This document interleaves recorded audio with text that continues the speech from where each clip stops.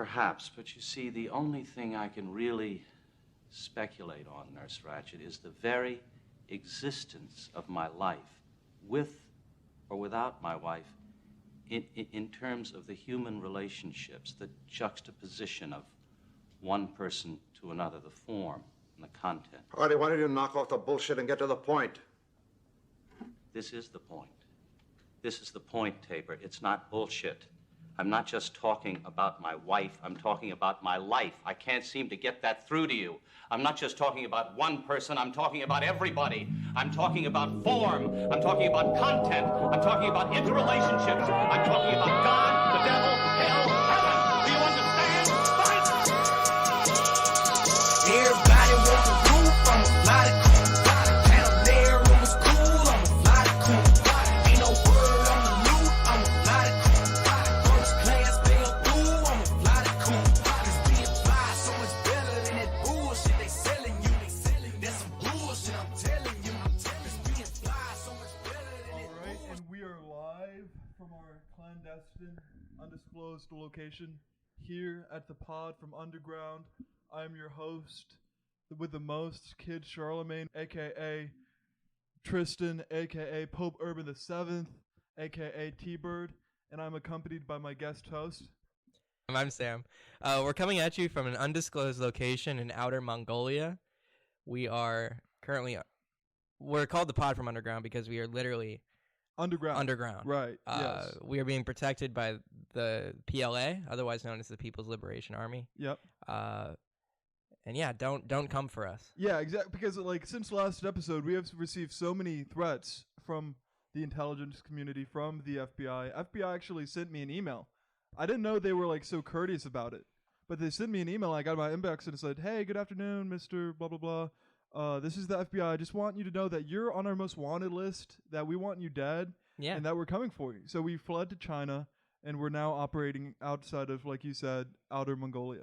Well, I think "fled's" an interesting word because we're actually just Chinese nationals putting on fake American accents. But what President Xi told us is he said, look, we need to sow discontent in the Western world, and we need, these stupid American white people, demographic, like, he gave us specific things, like 16 to 25-year-olds. Yeah. We need them to spend their money on Patreon subscriptions and merch for a podcast. So he told us to pretend to be that demographic, although we're very much we are 60-year-old Chinese men. Okay, right, yes. And, I mean, we tried to do this a couple of days ago. Apparently funding isn't that great over here. We don't have really access to the best resources. We tried recording an episode last weekend. That was a decent episode, but our save got corrupted, quote unquote. And we tried again yesterday, but the mysterious Mr. Modelo, unfortunately, was feeling a little sleepy, feeling a little tired. So he low energy Modelo, as we like to call him at the bunker. But we have a great episode for you today. Sam, I have to ask you, what's on your mind? No thoughts. Yeah. No thoughts, just void, fear, trepidation. See, I like that answer because most people would say no thoughts, just vibes, but you go for void. Yeah. The two V's. Yeah, exactly. It's two different things.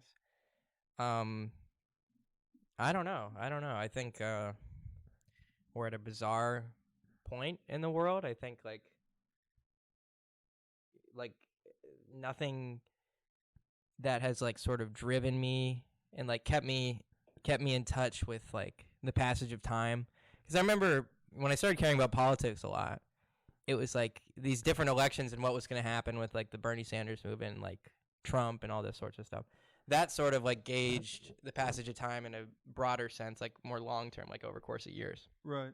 Now, I have no idea what to even expect. Like I don't even have alternatives. Because, like, you could be like, oh, well, what if Bernie was the president? Or what if Biden's the president? Like, now I don't even have, like, I literally have no framework to even speculate anymore. I'm just, like, completely lost in a like, a primordial, void, which is what I said. Yeah, a void. Great. I agree with that. I think that, like, the logic of our era is so like not only inverted, because we would be able to assess it and make it like concise points and points of analysis if it were merely inverted, reflected, whatever. Everything is so rhizomatic, it is so scrambled that we're like really rendered incapable of extracting and creating some kind of coherence around the world around us. I mean, it is kind of like there's always just this storm around us with wind blowing everything around, and there's no like true structure through which you can really see the world anymore. No, and that's part of just like not being able to like place yourself historically and see yourself as a historical actor, Right. or like part of some greater group that is a historical force. And which isn't to say anything. Like history hasn't ended, obviously. Like events still happen. It's just like, the philosophy and material realities of our age have kind of made it hard to place ourselves. So I'm picking up on a very doomer perspective from you. Do you think maybe you're actually like this? Maybe you actually sincerely feel this way, or maybe the video games are getting to you? It might be the video game. I know you've been playing a lot of Elden Ring. Yeah. Yeah. The Elden Ring. Yeah, I don't know. And Elden Ring is very doomer as well. It's like a weird kind of hellscape that you kind of traverse through. And I haven't played Elden Ring, although I know a lot of the listeners probably have.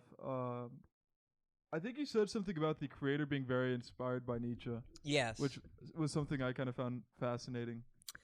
Yeah, he loves the manga Berserk. Uh-huh. His name's Miyazaki. So like the Dark Souls especially, you can see there are a lot of aesthetics kind of almost ripped straight out of Berserk. Themes. Yeah, obviously. Like not specific story beats, like they create their own worlds. Right. But definitely the atmosphere is very much in line with Berserk. But Elden Ring is also influenced by they had George R.R. Martin with it too.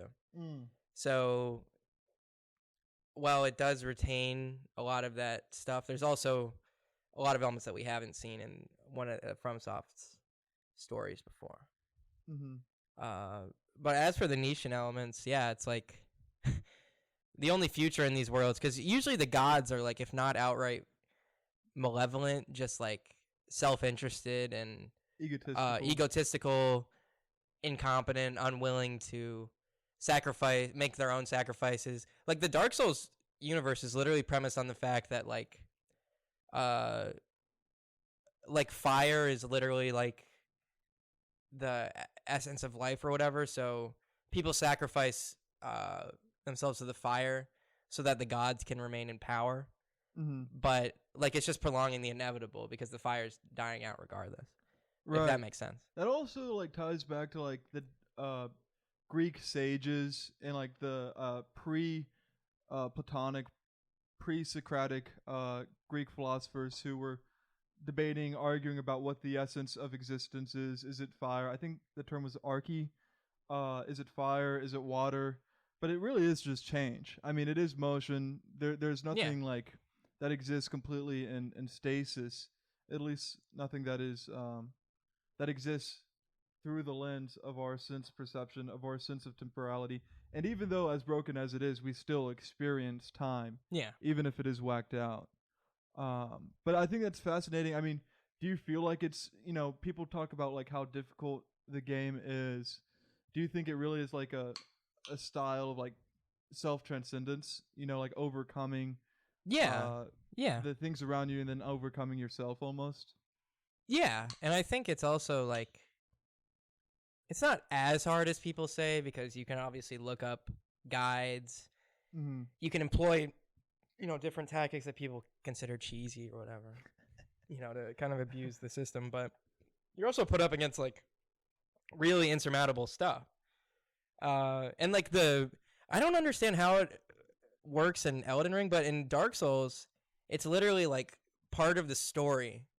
Like it's not like when you die and you get a game over. It's like like a new timeline where, like, because you can imagine the course of events, like your character in most games did not literally die 50 times before beating. the Right. person. But like the people in Dark Souls literally die and then come back because they're like cursed or something. And they're weaker because of it. Yeah. Yeah. So literally, like it's part of the game that you're just like throwing yourself against this insurmountable struggle. It's part of the story Mm-hmm. and the world building. Mm-hmm. So yeah, it does require some self-overcoming. And the only way you can really like lose, so to speak, is to like give up. Like that's literally, it's called being hollowed in Dark Souls. Like if you sort of lose all your willpower and succumb to the world, then you're hollowed, so to speak. But I do think it's interesting because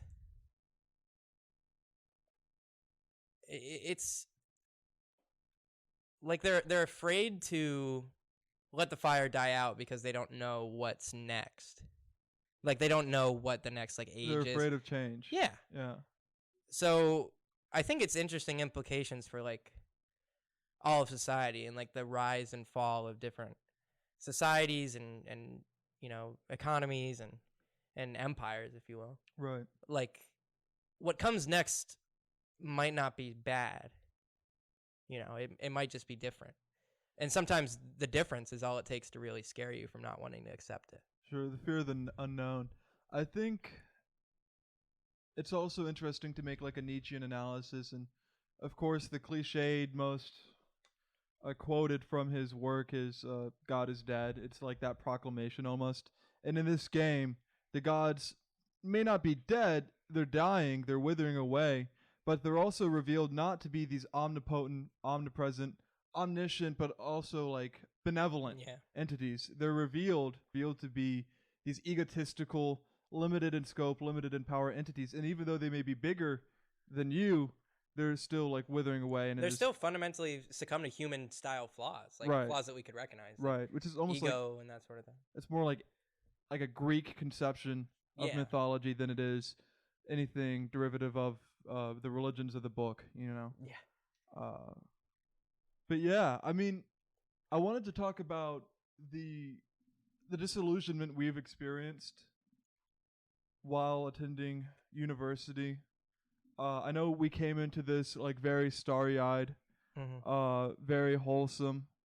We were like just leaving what is it called? Junior patty cheeseburger. What's the joint called? Weenie Hut Juniors. Yeah, we were leaving Weenie Hut Juniors.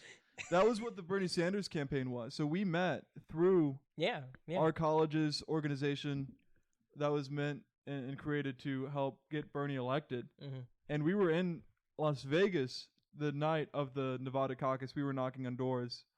And like to have that feeling of victory, you know, victory is on the horizon. It's just around the corner, to the complete loss we experienced as the campaign went on, and the complete like I would say despondency maybe. What do you think we learned from that? What was the historical lesson gained from that those trials, I suppose? I think it's a lesson of like we can't always necessarily tie political experiences into experiences of our own life cycle, for example. Like I kind of, and you know, there were these stupid meme shirts that were like what the hell was it? It was like A New Hope, and then it was Obama, and then it would be like Revenge of the Sith, or The Empire Strikes Back actually, and it'd be Trump, and then it'd be like Return of the Jedi 2020 Bernie Sanders. And so, you know, and growing up and coming out of high school, I kind of like made it into almost an inevitability, almost like tied in with my own growing up. Like this was going to happen. Right. I was going to be a part of this. So I think the lesson, if anything, is that like we kind of have to, and it is an ego thing, not even a malicious like ego thing, but it's like assuming that, you know, you're the one, you're the generation. Yeah. Sometimes you're not. Or sometimes maybe you are the generation, but maybe it's not the time. Right, right. It's not the moment. And it's not just us who learned that lesson. I remember very, very vividly talking to the older geriatrics of my grandfather's generation. People have done really well for themselves, who've seen it all from civil rights to the cultural, I guess the cultural revolution or counterculture of the 1960s and whatnot. I was about to say the cultural revolution. How funny would that have been? No, they weren't. Well, they experienced everything of the latter part of the 20th century that it had to offer. I mean, we're talking about a generation that literally did duck and cover. Yeah.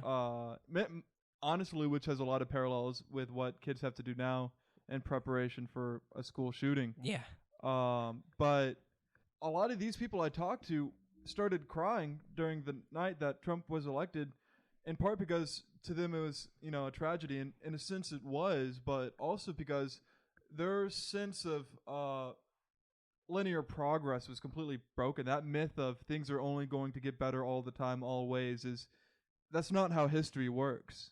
That is probably the biggest prevailing myth that almost everyone on like any political ideology sort of takes as like fact. Right. That there's like sort of this linear progression of history. And it's a very like you don't see that starting to be a thing until like industrial capitalism and technological progress and that sort of thing. Mm-hmm. Like I don't think that there was like that the Romans, for example, had a conception of history.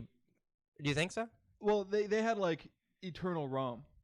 Oh. Yeah. So it may like maybe not that like it was getting better, but like it had already peaked and they're going to exist within that peak for an indefinite future. But for eternity. But I mean, after Rome, after antiquity, and before the Industrial Revolution, as you had alluded to, you had this Christian conception of the world was always on fire, like previous to the Enlightenment.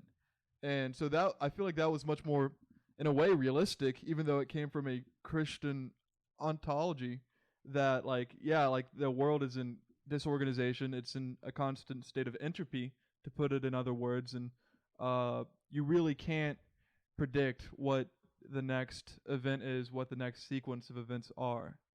Which we could even say is a reflection of the events themselves. Like maybe the Romans thought of this eternal Rome because there were generations and generations who their grandfather was born a Roman citizen and their grandchildren would be Roman citizens. Right. So they obviously it's eternal because it's just what I've known. Whereas people in the Middle Ages, they just know this chaos and sort of the horrible experience. Right. But I think that's another interesting parallel. The like eternal Rome mythology and the linear progress mythology in American empire, which to be fair also existed within the Soviet Union, don't get me wrong. Yeah. That like it's almost like modernism coming to roost and modernism becoming this like reverting to this primordial substance in a way. And America, you can draw comparisons and parallels to America in decline as an empire in the same way that Romans weren't ready to hear that the Gauls were at the door, or the Vandals, or whatever Germanic tribe happened to be invading them at any given time. Yeah. And I think, I'm not like leaving Marxism and like its offshoots out. Like that might be the most modernist, especially the way it's like, we're going to transition from agriculture to, industrialization and then to communism. It's kind of like rooted on a very linear style thing. Right. Liberalism, kind of not quite the same way as liberalism, but I would say those two are pretty. Like liberalism is more of like without touching anything, it's going to sort of progress.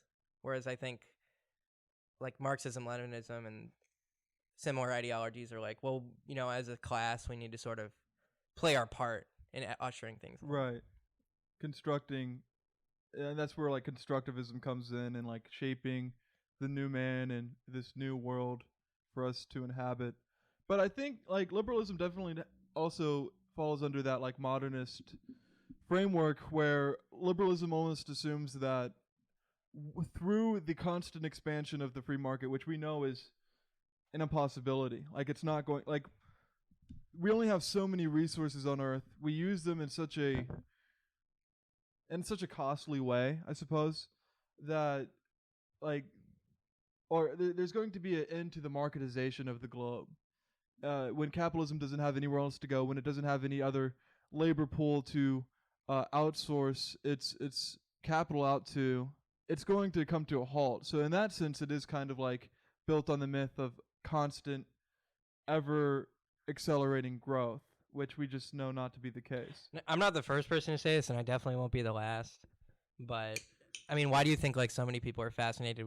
There's like been a reinvigoration of space interest. Right. It's because like all four corners of the earth are like pick clean. And Elon Musk, the richest man in the earth, happens to own SpaceX. Yeah. Which represents, Jeff Bezos literally went to space. Right. Which, I mean, SpaceX in particular represents like the privatization of space travel, whereas it used to be a state-funded thing. Yeah. Yeah. In part because, I mean, the free market of the 1960s wasn't about to cultivate the conditions necessary to achieve space travel, to achieve landing on the moon. We were competing with a state industrial economy in the Soviet Union that was planned, that allocated the necessary resources to achieve not a profit-oriented victory, but a symbolic-oriented victory, something, you know, that would usher in a wave of kind of nationalistic and human pride, honestly. It kind of goes beyond nation when we're talking about space. Yeah, now the problem they're facing is that like this final frontier of space is like just not fast enough. Like there's no like to keep up with the demands of like increasing profits and, you know, finding new things to exploit and take advantage of. Right. Because like space travel is just not quick. It's extremely costly. We're never going, and I think most scientists understand this, that, well, scientists within the realm of, I guess, astrophysics and whatnot, they understand that we're never going to really be able to, like, travel the galaxies unless there's a huge... Yeah, unless there's some insane science paradigm shift, yeah, whatever you want to call it, that literally changes the way we conceive of propulsion. Yeah. And, I mean, unless... I think we're millennia away from that, if it's even possible, unless you want to believe... who's that kooky alien guy who we got into... Which one? On Joe Rogan. There were multiple, but Bob Lazar. Bob Lazar, oh, yeah. unless the tech he was working with was legit. For those who don't know who Bob Lazar is, it doesn't have to be through Joe Rogan, but go check out his content, what he said, his experiences, his anecdotes, because that's fascinating. But I guess that's besides the point. Yeah, so I mean, the point in bringing up the space thing was like, I don't know what happens because it's been sort of a fascination of these extremely wealthy people.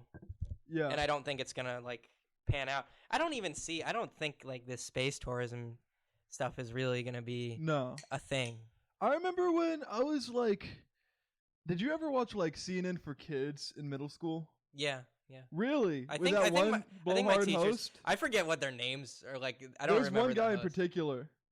But maybe I shouldn't be so hard in the paint about that one guy. He was fine, and I remember like genuinely absorbing a lot of news from that. That was actually the first time I heard about the Ukrainian crisis, and all the protests going on over there. That must have been 2013, going on 2014.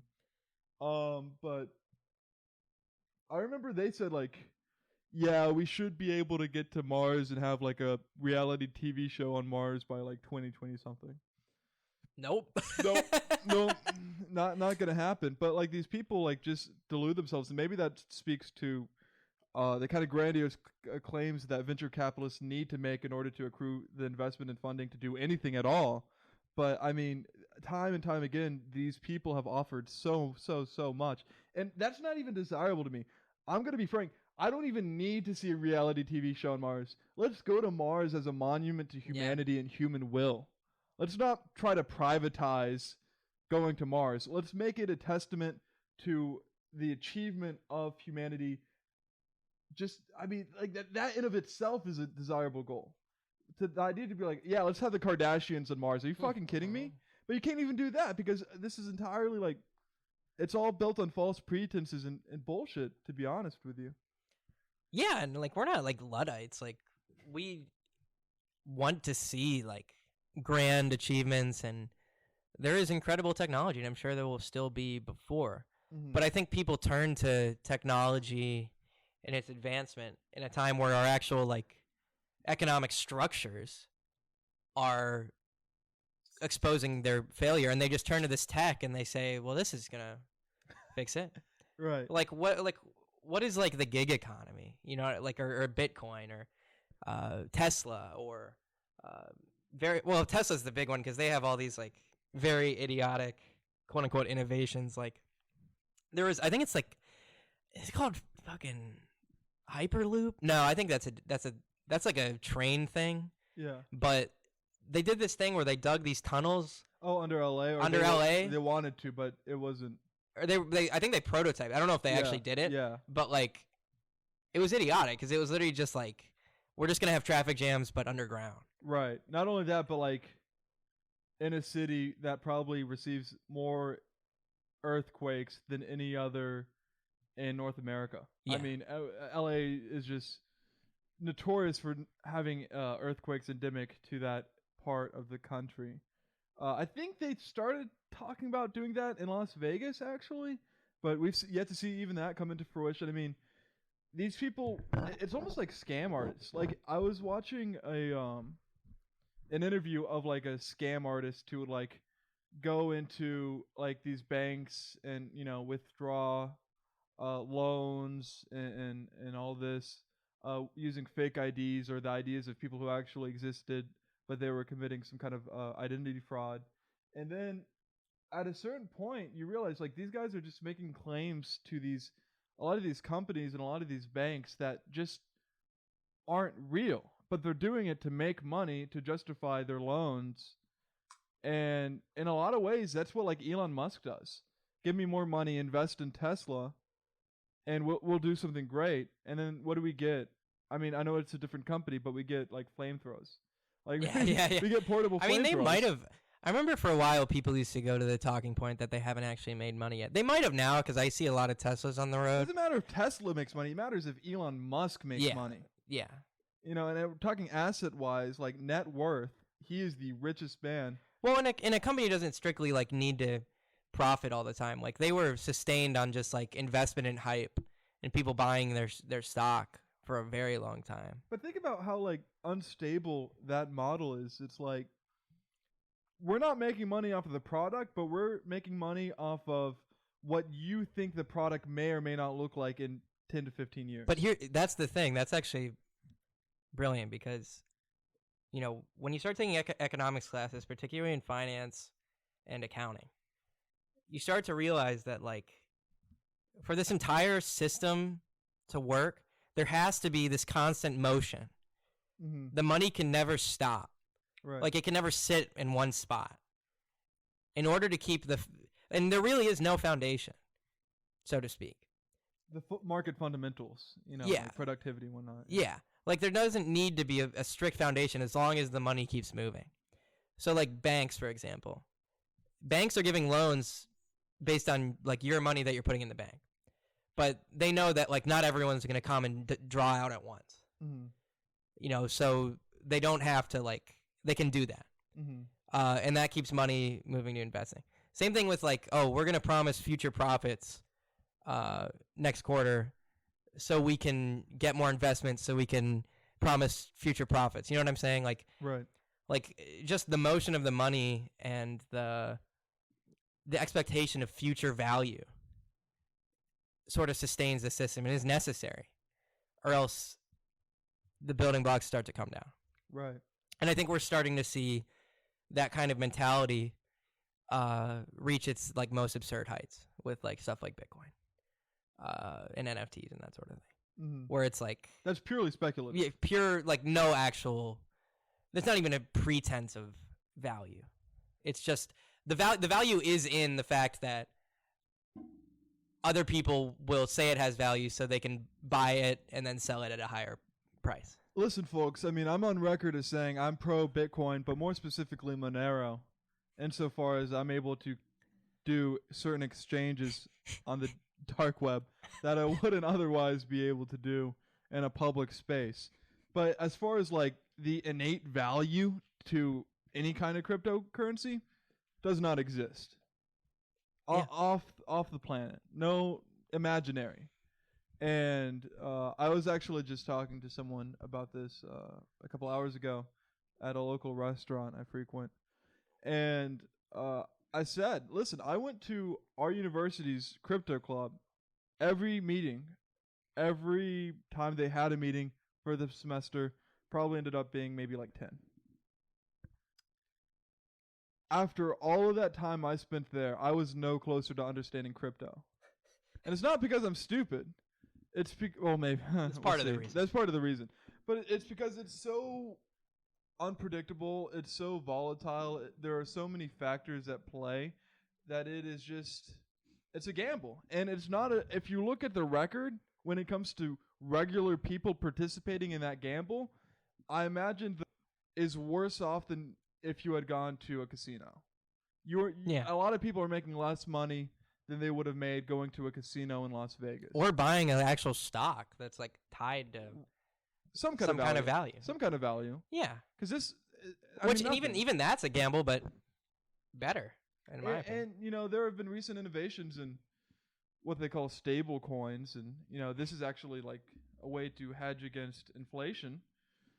No, it's not. I mean, did you see the collapse of the most prominent stablecoin, the most popular stablecoin, Luna? It is in the mud. It is in the dirt. It is in the dirt.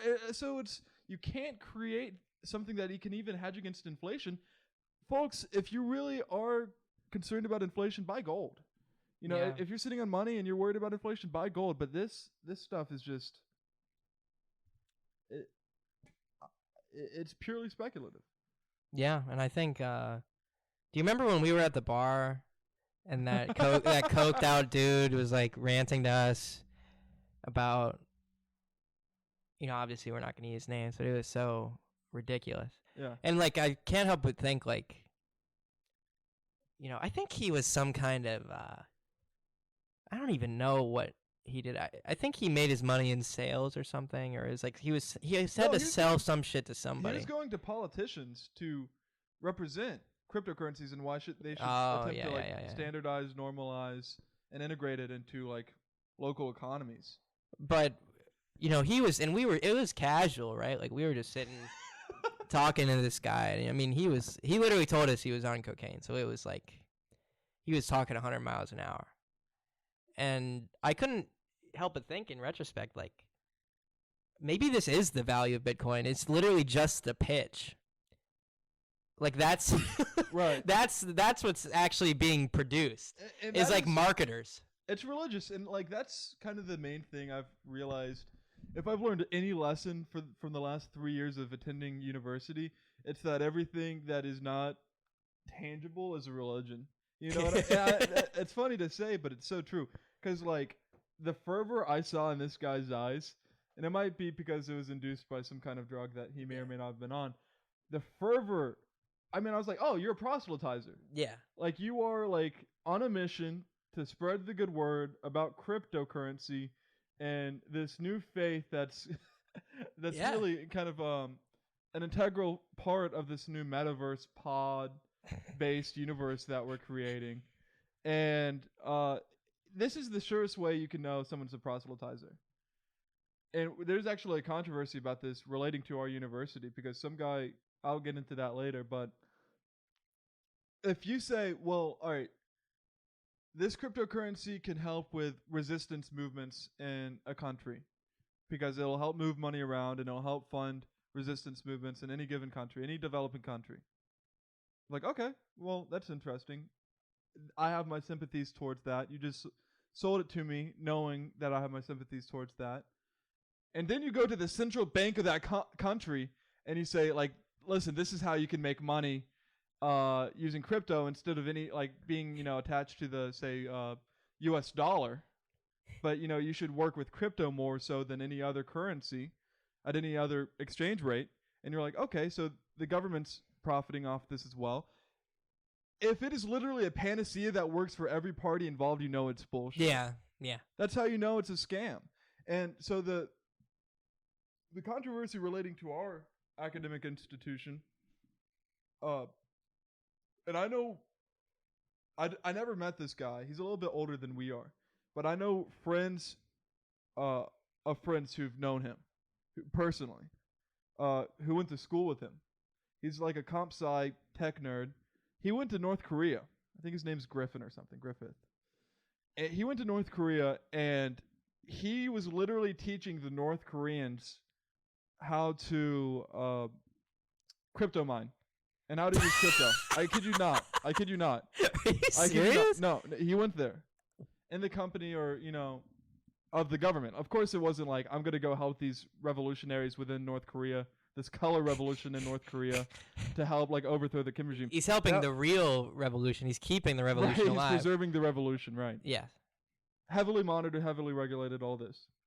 He tries to get back into the United States of America. Immediately like, no, you're going to jail. Treason. You're helping another country. Maybe not treason specifically, but some kind of espionage type thing. And he's like, no, I was helping the North Koreans learn about crypto so they can then overthrow the Kim regime. You're talking out both sides of your mouth here. That's what you really realize. Like, oh, this is like a you thing. This is not a people of the Korea Kim regime thing. Yeah. This is not America versus the DPRK thing. This is you have bought into this religion, this faith-based system, which all economies are, and you're now trying to get back into the country. Yeah. I mean, that's ridiculous. That is like ridiculous. I remember when that guy like took a poster down and was he killed or was he just put in jail? He was a UVA student. Really? Yeah, wow. He was killed. Damn. Yeah, well, we got his body back. So is that wow? Yeah. Huh. So I think he was in a coma when he came back. His physical body came back to the United States, but I think he died shortly after. Jesus. Yeah. Yeah, don't take down a poster. Yeah, don't go to the DPRK. Teach him crypto. Yeah, teach him crypto instead. They want that posters. crypto. Well, it's weird to think like, was it a memento or was he trying to do some kind of reconnaissance? I think it was a propaganda poster. I don't even know if it was right.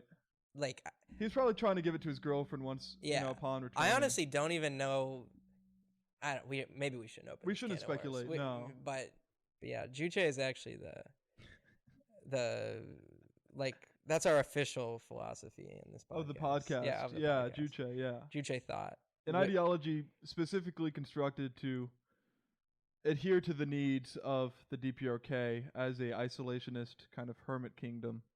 And it applies perfectly to this podcast. I shouldn't call it a hermit kingdom. I should call it a workers' paradise. I mean, I don't know why you use that. We're on the payroll of the PLA after all. I mean, I don't... Yeah. I mean, we don't have to, like, shield too hard for them.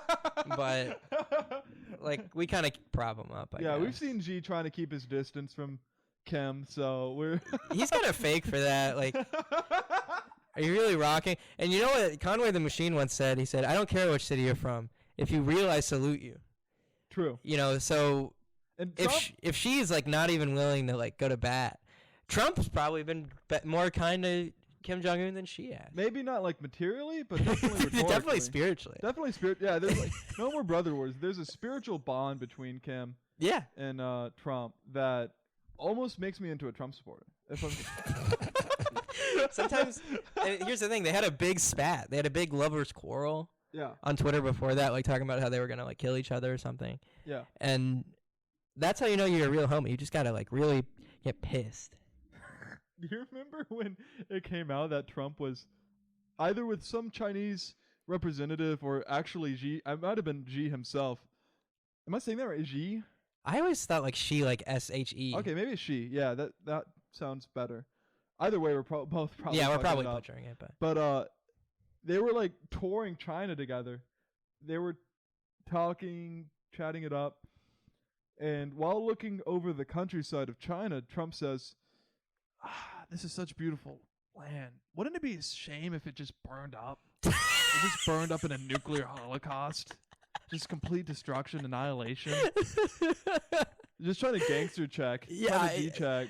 G. Like, yeah, like, was he bossing up or like trying to like show out for maybe he was sincere. He's like, it would suck if this was bombed. Yeah, I don't think like he's like I don't know. You'd have to like really psychoanalyze to know what he really meant by that. Like why would you even say that?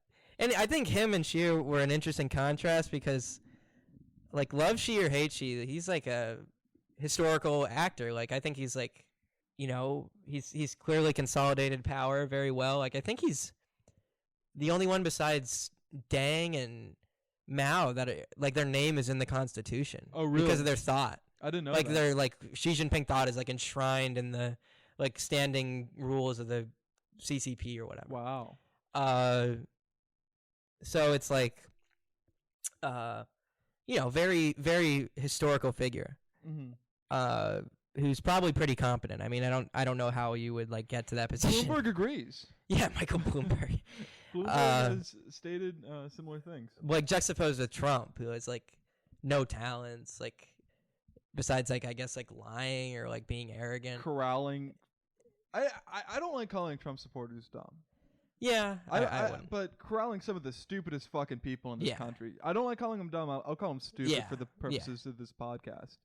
Because, I mean, really, I remember saying this as a 16-year-old, and this is not because I was brainwashed by liberals. This was because I was watching the debates, and I'll be honest, during the Republican primary, I laughed when Chris Christie and all of those guys got, like, completely owned. Yeah. Like, that was hilarious for me. But at a certain point, it's like, wait, you guys realize he's talking like a third grade reading level, right? Like he's not like yeah. And that was 2016 Trump. Yeah, now What? he really, I would say like 2018, 2019 onward, like his mental decay, like people, I mean, I think people rightly can make fun of Joe Biden for his slowness, but Sure. like, The guy's in cognitive decline. You Yeah. could say that. yeah, but like, you have to also admit Trump is that, and that's what I think. Like, I hear a lot of like, when I'm They're at the work, same when I'm age. at work, like old people Yeah. are like, oh, well, Joe Biden this, Joe Biden that, dementia, Sleepy Joe. It's like Trump is also like off his fucking rocker. He Like, slurs. remember when he rather- couldn't pick up the water? He was like Yeah. two-handing a water. Yeah. Yeah, I No, don't know. it's a different kind of decay, though. It's a different kind of deterioration. He's raging against the dying of the light. Yeah, exactly. Whereas Biden's sort of accepting. Yeah, he's accepting it. He's pious. He's Yeah. like so much closer. Yeah, yes. Whereas Trump's like, no, no. One more drive. Yeah, yeah, on Mar-a-Lago. Yeah. Yeah. Yeah. I think it was really funny because like one of his first appearances after he kind of went off the grid when he was banned from Twitter and lost the election. Wait, was he banned when he was a sitting president? I actually forget. Oh, so he was banned after Jan 6th. No, I think he was. No, he was still in office. Yeah. I think it was like very shortly before very he was out of shortly. It was office, like but a still sitting pretty crazy. president. Yeah, A still pretty sitting crazy. president banned off Twitter. But like one of his first appearances after finally, being sort of taken off the grid was like it was like a wedding at Mar-a-Lago that they were videotaping, Yeah. and he just like randomly like came in and crashed it, and like instead of like being like talking about the bride or the groom, he was just like saying like, oh, very nasty what these people, what the election has done or Do whatever. you think the Republican Party, McConnell, but also every other federal politician, Senate, House of Reps, otherwise, do you think they're getting exhausted of having to like keep up the loyalty game, or do you think like they're so used to it that they're going to continue to do it and lean into Trump? It was really interesting because before 2018 there was a massive, like I would say like dozens of like House Republicans retired right before that election. Yeah. And you could say that it was like, because that happens when they think they're going to lose. Mm-hmm. Because apparently it's very much not fun to be the House is much more strict in its rules and like who gets to talk and like who gets to propose bills. So when you're in the minority in the House, it's really quite boring, to my understanding. Whereas in the Senate, it might be more tolerable because there's like less of you. You can get more media spotlight. Right. You can You're more of a national. you can figure. filibuster. You can have your big epic speech or whatever. I don't think I've ever seen Sewell. Yeah, I don't know if I've ever seen her outside of like pictures, Right. like on her website. Right. Which isn't to say anything. I mean, I haven't seen most. Sure. So you could say like, oh, they thought they were gonna lose, but it was pretty. I think it represented like, we went through the Tea Party. This might be like Too far. a bridge too far. Yeah. Or just a bridge too ridiculous for them to. It's kind of absurd, but it's absurd in a funny way. Yeah. Yeah. It's a spectacle. Yeah. I'm bought into I paid my tickets for the Yeah. spectacle. Yeah. And that's like, I'm sure other people have said this. There's I don't know if you call it convergent thought or like parallel thought, but I mean, when we think of like the legacy of Jan 6th and what that represented, it really was like an audience of a theater at a Shakespeare show where it's like, we wanted an encore.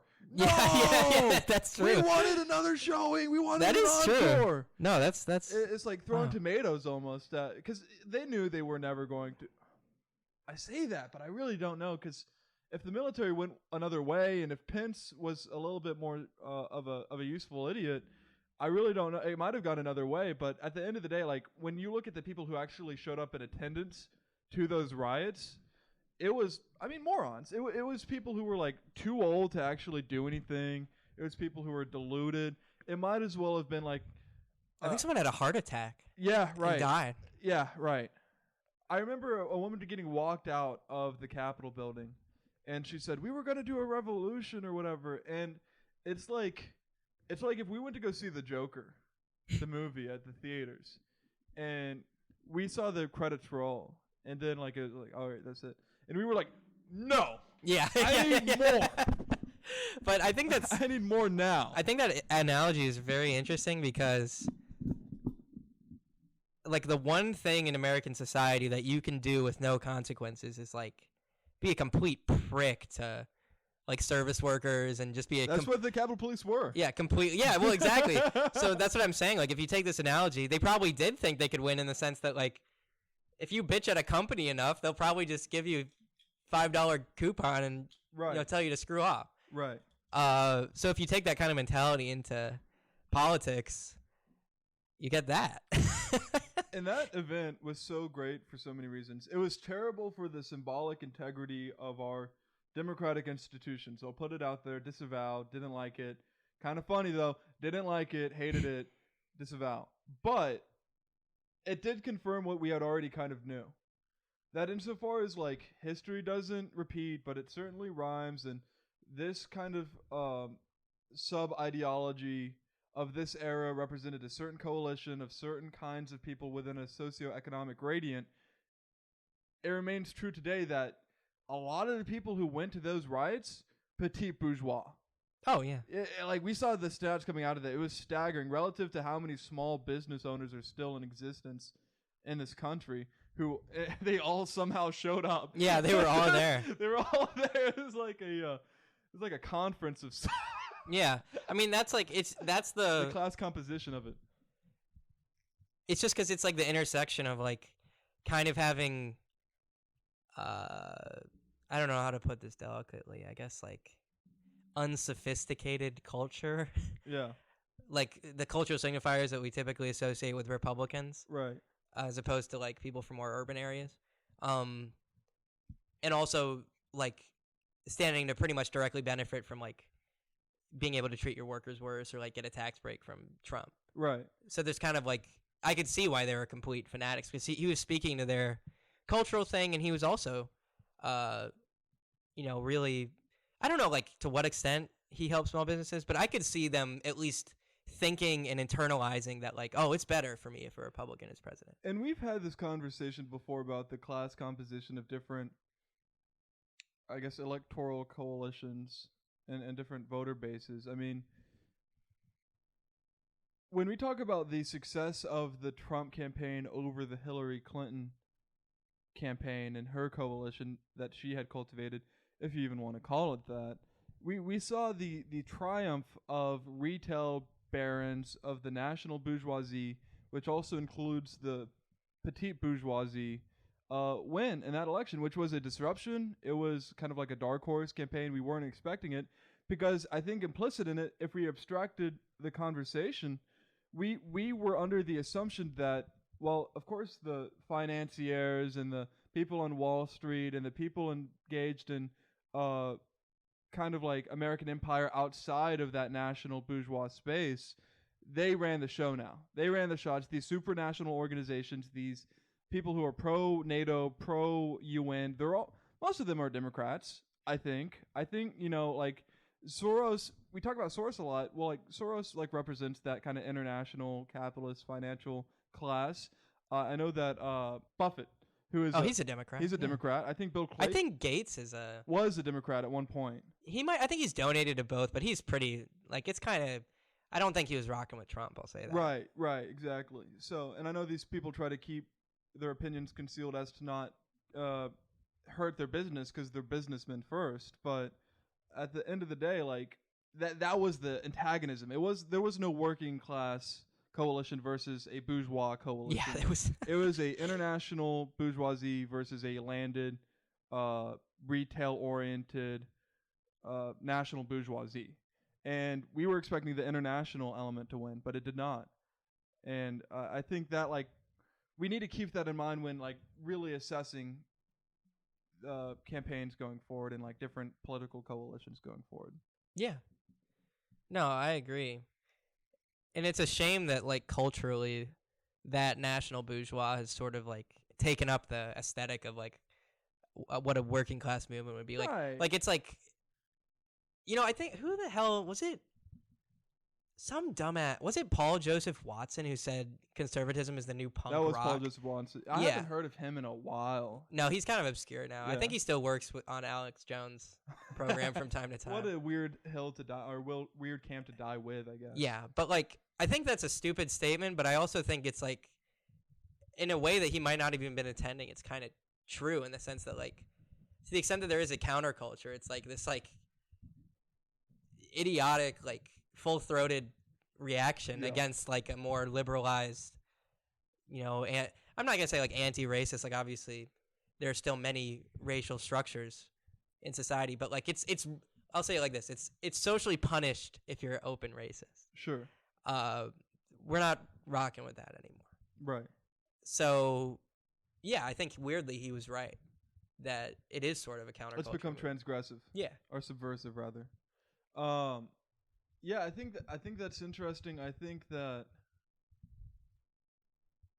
it's so weird to me that 10 years ago we were talking about, like, I remember this vividly because I grew up in a relatively liberal household, not far left but liberal, who enjoyed the likes of John Oliver and whatnot, and like the main talking point of the Democratic, maybe not party but base coming out of 2008 was Koch brothers own the Republican Party.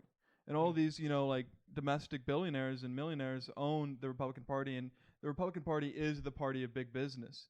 And to see that transition from 2010 to 2020 and see the transformation within the Republican Party as affected by the Republican base, an increasingly radicalized base, to become the party of at least ostensibly they're not anti-billionaire, but they've definitely shrouded it in like this false ideology. Yeah, it's like a pseudo class antagonism. It's like, because when we saw Charlie Kirk, he said a very bizarre. There was like the class that works with their hands versus and the Zoom class. Yeah, the Zoom class. Yeah.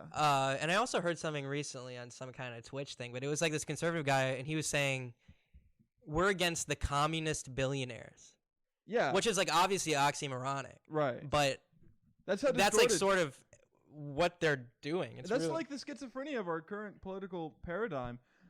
I'll say this, like it's weird to see, because I had a gym coach in high school who I really enjoyed. He was from Louisiana. His father was a lawyer, and he was like kind of contrarian. Like he was like, I don't like a lot of these kids who are like good old boys and like upper middle class and hypocritical or whatever. And he was like, I like to see the dark horses win. And in his eyes, I was like the outlier or whatever. And we talked a lot about politics. He said, I think I come from the, I'm a Louisianian. I come from the Huey Long tradition, which I thought was fascinating. And there are some parts of me that likes to vote Democrat. I like Democrats kind of sometimes. But what about Soros, man? And to go from liberals saying shit about and having the main thing be about the Koch brothers to conservatives talking about Soros, is like, wait, you're doing that, but it's a little anti-Semitic. Yeah. I'm not saying he was by any stretch, but like the people who craft those talking points are leaning into anti-Semitism. Exactly. And I'm like, well, you realize that like Republican Party is historically the party of big business, and for a point I was like, well, maybe they're just like wrong or whatever, and maybe they're misguided. But now I'm like, yeah, like there are plenty of billionaires who like bad for Democrats, And that says more about the Democratic Party than it does about the billionaires who kind of run it as a bourgeois client party. Yeah, absolutely. So, it took me a while to kind of come to that realization because I was like, well, the Democratic Party is a party of unions, workers, etc. But like, I mean, it's been thoroughly since the the New Wave Democrats of the 1990s. The third way. yeah. Sorry. It's become thoroughly infested by different parts of the bourgeoisie, but still the bourgeoisie. And there's still like traces of that. Like unions still support Democrats. Yeah. But I think that's more of a function of like they have nowhere else to go. Right. Because the Republicans are not going to welcome trade unions into their coalition. Right. Well, if they did, like, they wouldn't be getting any concession. They wouldn't have any real political. It would be a capital to cultural spend. thing. Like, oh, we're gonna. I mean, it would also Restore the just industrial anti-Semitic, Right, yeah, or right. whatever thing they would say about like, oh, take it away from the elites or whatever dog whistle. But Yeah. yeah, they wouldn't get any economic concessions. Mm-hmm. Well, if you had any takeaway from this conversation, what would it be from the disillusionment of the Bernie army, of the Bernie brigade, to being on the front lines of Nevada, to capitalism in space, to Nietzschean topics in And Elden Ring and Dark Souls. and to the class composition of the two parties in America? What is your number one takeaway? I would say that in order to soberly analyze, the world we live in, we kind of have to step back, and it's almost impossible to do in a real sense because, like, we are prisoners of our own senses. Mm-hmm. Like, we have to exist in our body, and we have to, reckon with our time and space. But to whatever extent you can, in an abstract sense, like, separate yourself, separate your life cycle, and look at as big a picture as you can. Mm-hmm. And you might not find like a quote unquote like true state of the world, but I think it can be enlightening. I don't even think you'll find a villain if you do that. Yeah. I don't like that. That's the whole point of our project here is there are no real essential villains. There are people who benefit disproportionately from the system, but even they are alienated from this machine. Even they don't really have full control over the larger powers that be because we have created and invented these systems to benefit the well-being of humankind, but in doing so, these machines have, in a way, triumphed over human will. Yeah. And that is the point of the 21st century. It's like these systems are no longer in our hands, and we have to fight like hell and struggle like hell to even get them back in our control. Exactly. Yeah. So No. Real shit. Real shit podcast. don't say the pod from underground never imparted any kind of real facts, Yeah. real truth bombs onto the masses. But with that being said, I'm Charlemagne. I'm accompanied by, Sam. and I think this has been a good episode. No, I do. All right, guys. We'll catch you on the flip side. Bye-bye.